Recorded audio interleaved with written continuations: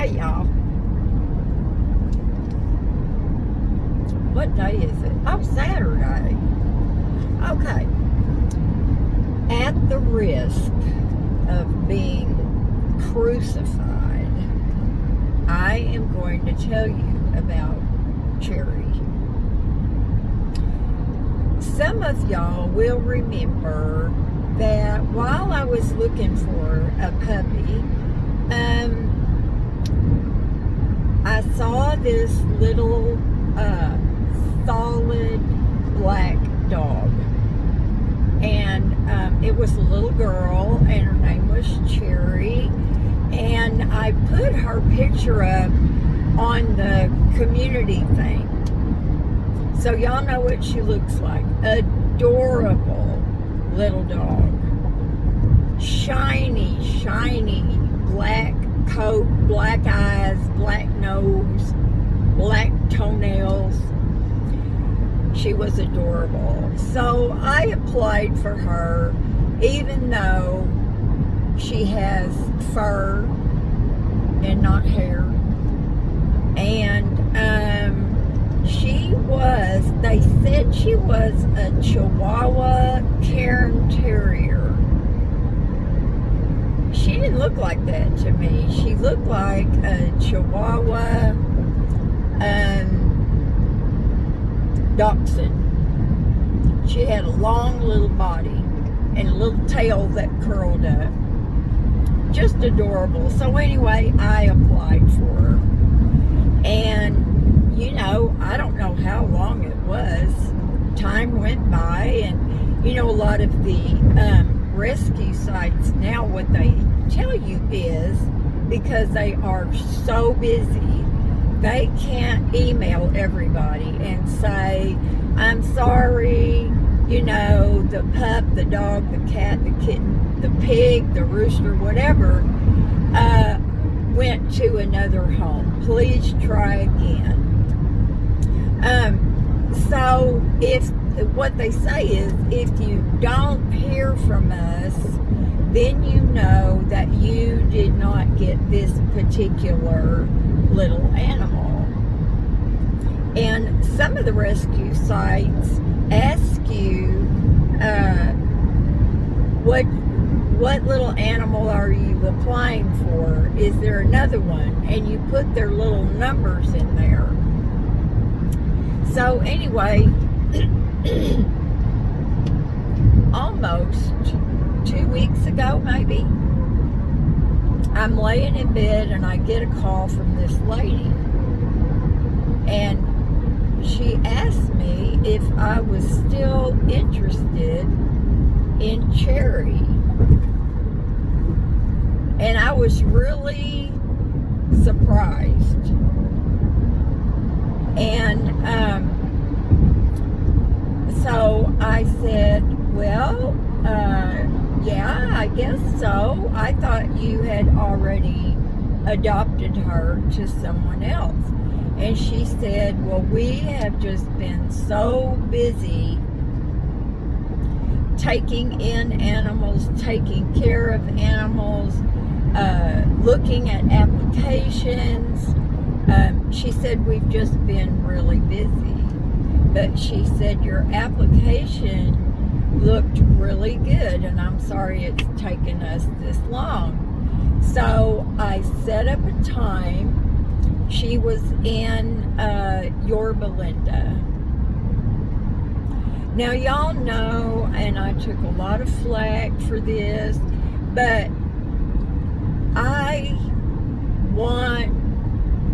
let me back up just a little bit. Y'all know that I adopted Lily, the little cat, after Toby, with the purpose of socializing her and then rehoming her so I could do another one. Well, let me tell you, little Lily is not going anywhere. She and I just bonded. And of course, it's I don't know, there's something about kittens. It's just easy. They're just different, and I can't explain it. But anyway, so Lily is Lily, and she's adorable, and she loves me, and I love her, and that's just the way it is. So anyway, so I said, okay. So I went up to Yorba Linda, and I went to, I guess it's this lady's house, and I need to interrupt myself and say, and this is at the risk of a lot of crap too, but I think, you know, when you go to apply for a job and you have an interview, they always ask you, or usually, what would you say your best trait is? And then, of course, they ask you, what is your worst trait? Now, you usually, you know, like if you're racist, you really don't want to tell the interviewer, well, my worst trait is I'm a racist. No, you don't want to tell them that. And shame on you if you are. But that's not what this is about. So, I consider my worst trait is being judgmental. I just see something, and right away I have this opinion, and I hate it, y'all. I really do. And after that, my worst trait is, because of my ADD, I interrupt people when they're talking. It's horrible. It's horrible. But the worst thing about me is being judgmental. So anyway, I went up to Yorba Linda, and I was kind of excited, but I was also kind of conflicted, kind of, you know, Jerry was always telling me, why are you looking at those little short-haired dogs? You know you don't like that. You've told me a dozen times I don't like that shedding. Well, Chihuahuas can be big shedders, and they can be not so big shedders. And I know that if you brush them and give them the occasional bath, it's not too bad. But like Terry, of course, couldn't bathe Mariah. He could have brushed her, but he just really didn't. So Mariah shed a lot. And when I lived with him, I used to give Mariah baths sometimes. And Hazel too. Mariah didn't mind at all, but Hazel, you know, she hated water. So I was excited, but I don't know. I did know this. I wanted to feel or develop a bond with a little dog.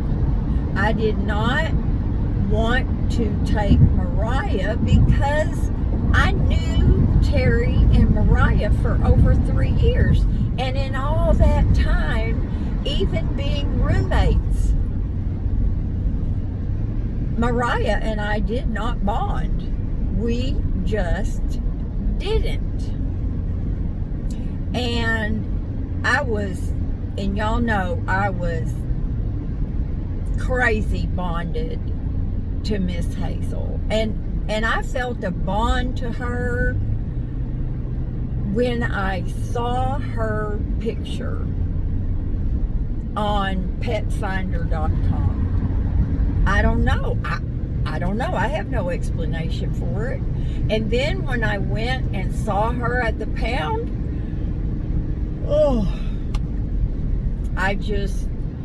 my heart just melted for that little girl.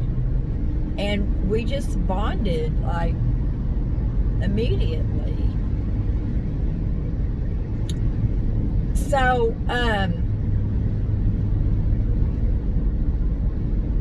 I got there and I went in, and so the lady said, I was out on the patio, and she said, let me go get her. So she brought out this crate, and it was kind of small, and it had Cherry and Cherry's little sister in this crate. And there was feces on the bottom of the crate. Well, I said, did you know there's like poop on the bottom of the crate? And now that I've had time to think about it, I realized that she seemed surprised. And she was a little bit frazzled. She told me, she said, I have got appointments. I had them all morning and all day long for people coming to adopt dogs. And I could hear a few in the house barking, not bad, but oh y'all, I'm so sorry.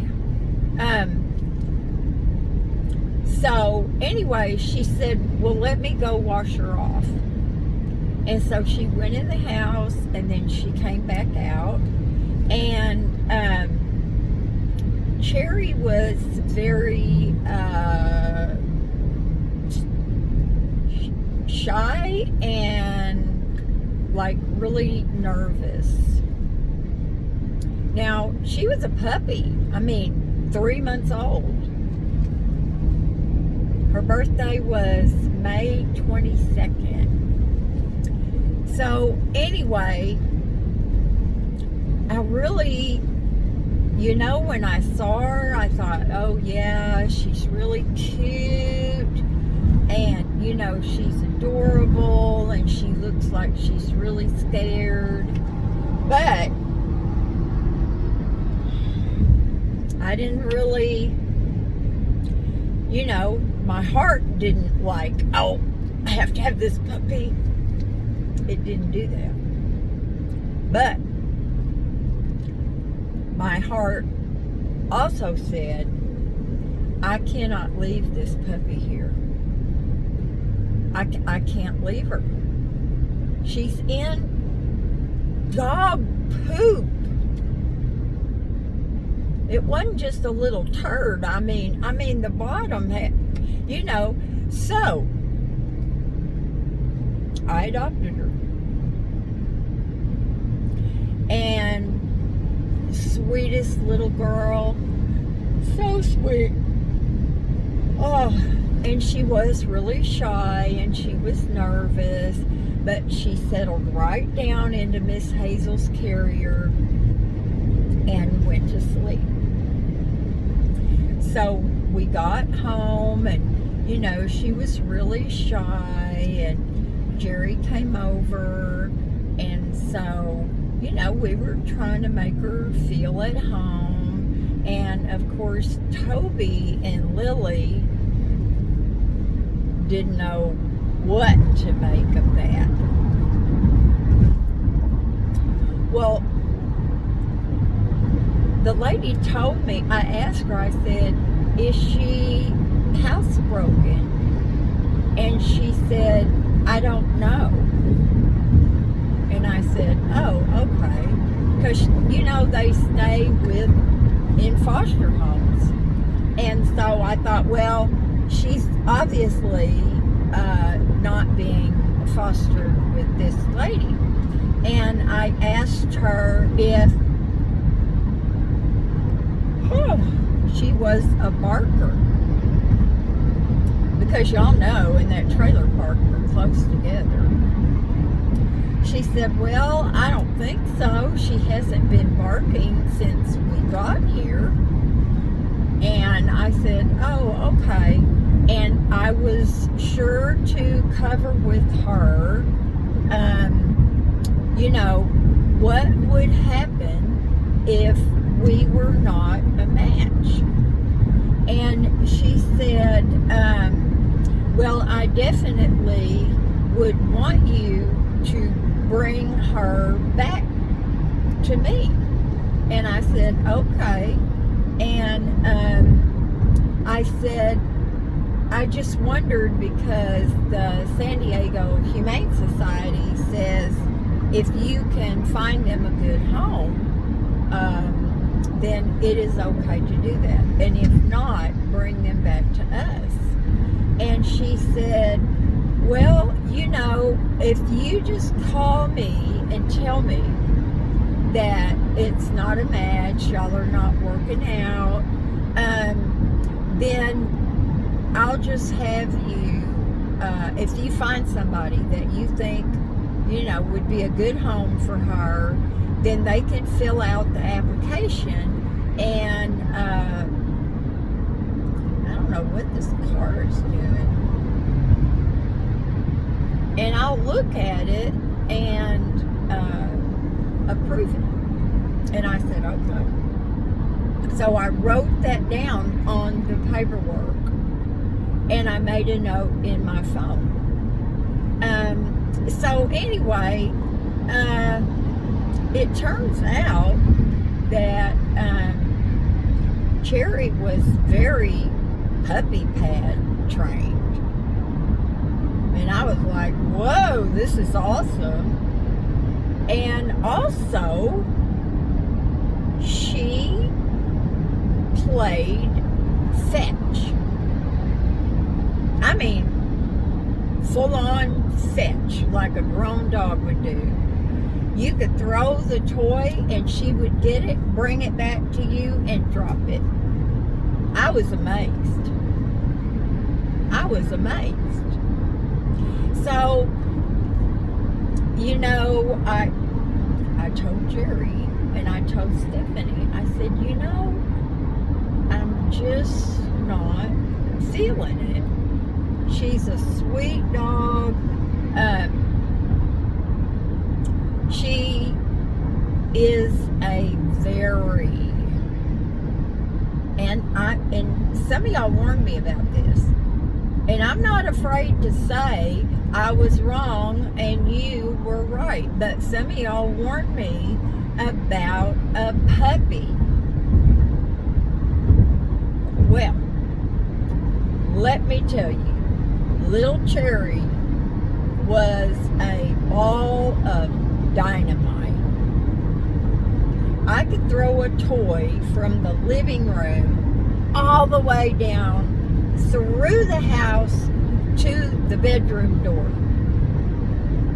And she'd be down there like that and be back with that toy. And you could do that and do that and do that. It took forever for her to get worn out. I would get worn out first. So anyway, the days were going by, and she developed an obsession with Lily.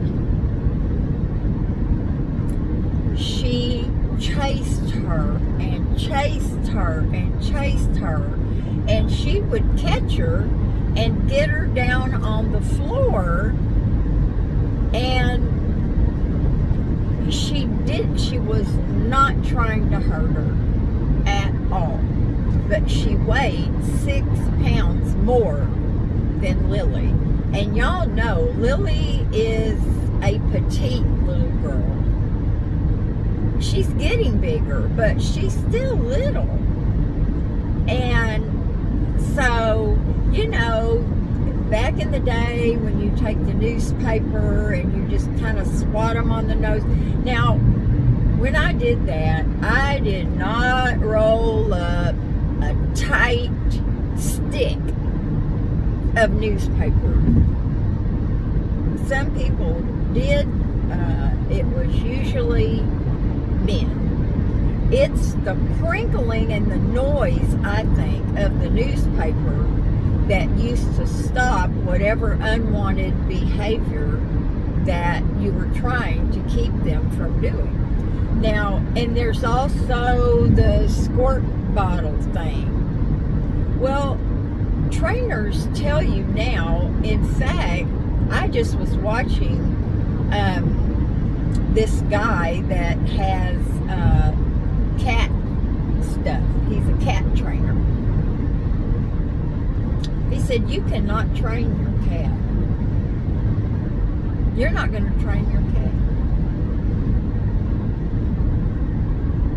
And that could be a whole other video. But he was talking about the squirt bottles. He said you could squirt your cat until, you know, they're ready to drown. And they may not get on the kitchen counter while you're there, but as soon as you walk out the door, that's what they're going to do. So don't think that you have trained your cat. And he went over some stuff that you could do. Wow, there's a lot of people out here camping on the beach. You know, Labor Day weekend that was last weekend, wasn't it? Wow. Anyway, so I was trying my best to do the no kitty. And then when she would stop, good girl. It didn't matter, y'all. She just terrorized Lily. And Lily would climb up, like she'd get up on the couch, you know, or she'd get up in my recliner. It didn't take but a few days, and she was getting in my recliner and she was getting on the couch. So Lily was having to get up higher. And she didn't really hurt her, but a few times I heard Lily squeal. Well, you know, I would get Toby for doing that. And so I would get, you know, I would grab Cherry and I would say, no kitty. Bad dog. Did I want to hit her in the nose with a newspaper? Oh, yes, I did. There was nothing, y'all. I mean, now, they learned to, Cherry would get up in the recliner next to me, and Lily would get up on the recliner on the arm of the chair with her.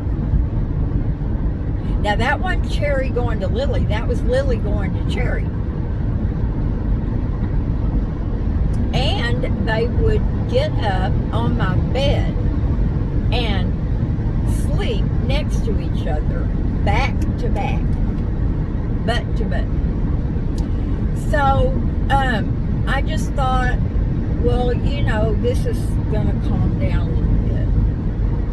I still did not feel, I just didn't feel it for Cherry. And I wanted to give it, a good chance. But I was getting frazzled myself.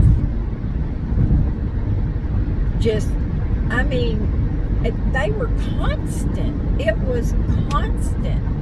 The only time was during the day when Lily would be exhausted, and so would Cherry, and they would take a nap.